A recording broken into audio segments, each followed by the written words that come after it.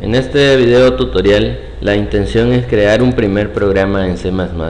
En los videos anteriores hemos visto cómo crear un proyecto de C++. Como vimos, en el explorador de soluciones es donde tenemos todos los recursos que vamos a necesitar en nuestros programas. Lo que vamos a hacer a continuación es agregar un archivo de código fuente. Para esto hacemos clic derecho sobre la opción de archivos de código fuente y luego agregar un nuevo elemento. Los programas en C++ se almacenan en un archivo con extensión .cpp. Recordemos que cualquier archivo del sistema operativo debe tener una extensión para que pueda ser reconocida por los programas que puedan manipularlos. En este caso, todos los archivos o todos los programas que vayamos a producir de C++ estarán en un archivo .cpp. Entonces procedemos a crear un nuevo archivo cpp y le asignamos un nombre. En este caso le pondré primer programa C++. Como pueden ver, en la ruta de acceso de este primer programa está dentro de la carpeta original o la carpeta origen que he elegido, que en este caso es prueba C++, que está en el escritorio. Dentro de esa carpeta tenemos una carpeta llamada primer proyecto, y dentro de esa misma carpeta también tenemos una carpeta llamada primer proyecto, en la cual vamos a encontrar nuestro archivo cpp. Vamos a agregar entonces este primer archivo de código fuente y el resultado que obtenemos es, como pueden ver, en el explorador de soluciones podemos tener tantos archivos de código fuente como los requiere el programa. A medida que vayamos avanzando, veremos cómo podremos crear varios archivos cpp y poder compilarlos y probarlos de manera individual. Por el momento solo crearemos uno y vemos que en la parte central del entorno de desarrollo podríamos escribir ahí nuestro código fuente, que posteriormente será convertido a código binario.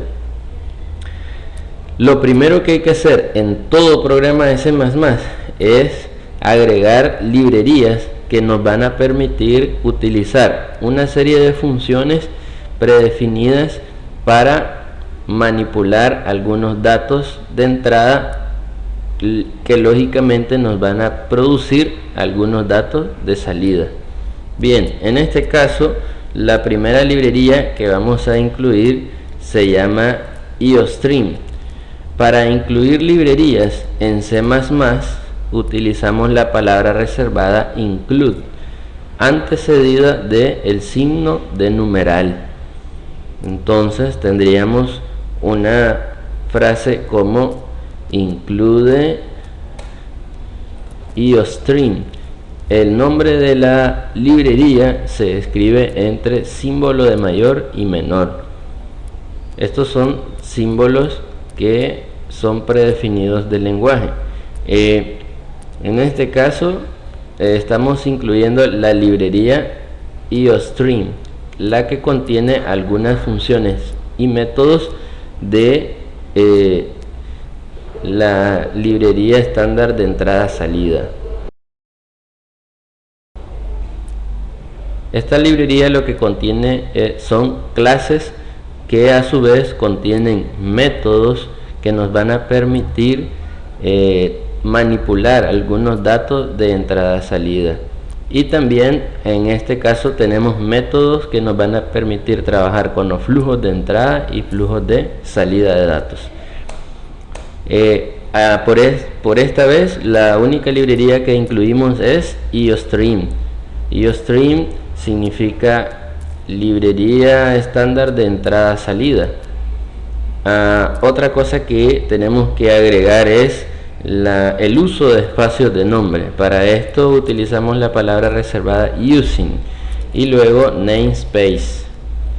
y luego utilizamos de los espacios de nombre la palabra reservada o la constante estándar. Entonces tenemos using namespace estándar. Lo que hace esta instrucción es agregar a nuestro proyecto todos los espacios de nombres que corresponden a la librería IOStream. En este caso lo que nos va a permitir es que no redefinamos todo el tiempo los flujos de entrada-salida o redefinamos aquellas funciones que nos van a permitir trabajar con los flujos de entrada-salida. Más adelante vamos a ver con más detalle el uso de estos espacios de nombre. Luego de la inclusión de espacios de nombre tenemos que declarar una función llamada main y la declaramos de la siguiente manera: void main. ¿Por qué escribimos void main? En este caso el void significa vacío, significa que esto es una función que no retorna ningún valor. Estos conceptos de programación los entenderán más adelante y principalmente cuando estemos trabajando en programación con funciones en algunos de nuestros programas. Por el momento vamos a entender que esto es una función vacía. No significa que no va a tener instrucciones, lo que significa es que al finalizar todas las instrucciones que estén dentro de ella, esto no va a retornar ningún valor, ¿sí? Las funciones en muchos de los casos pueden retornar valores. En este caso vamos a decir que es una función que no retorna ningún valor. La función en principio se declara diciendo que es una función vacía con la palabra reservada void, luego el nombre de la función conocida como main, que es una función principal. La función main en todo programa C++ es la que se ejecuta siempre al inicio de todo programa. Aunque en nuestros programas tengamos muchas funciones, la primera que se ejecuta todo el tiempo es la función main, la función principal. Algo que debemos hacer en todo programa, como lo hemos visto en algunas de las sesiones de clase, es que debemos declarar variables antes de utilizarlas. Y para declarar variables en C++ tenemos que, en principio, definir qué tipo de datos almacenará esa variable. En este caso utilizamos la palabra reservada in y luego asignamos un nombre de variable o un identificador. Por ejemplo, vamos a decir int suma y escribimos un punto y coma al final de la instrucción. Lo que hace esto es reservar en la memoria un espacio para almacenar algún valor en esa variable, y ese valor tiene que ser de tipo entero. Si tratamos de asignar un tipo de datos distinto, entonces el compilador lógicamente enviará un mensaje de error. Bien, ahora lo que haremos es una asignación a la variable suma. Decimos que suma va a ser igual a una operación aritmética sencilla. Vamos a sumar 5 más 2. Y posteriormente vamos a dar salida a ese dato. Para esto utilizamos la función count.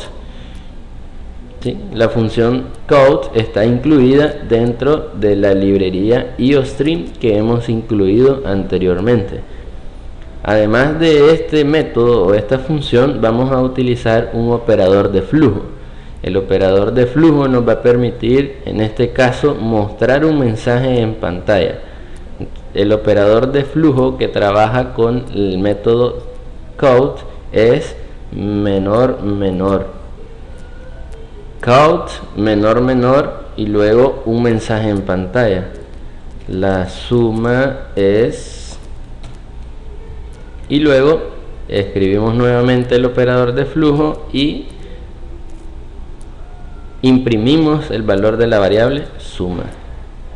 Con esto ya tenemos un programa que lo que hará es, en principio, declarar una variable de tipo entera, hará una operación aritmética sencilla y luego mostrará un mensaje en pantalla.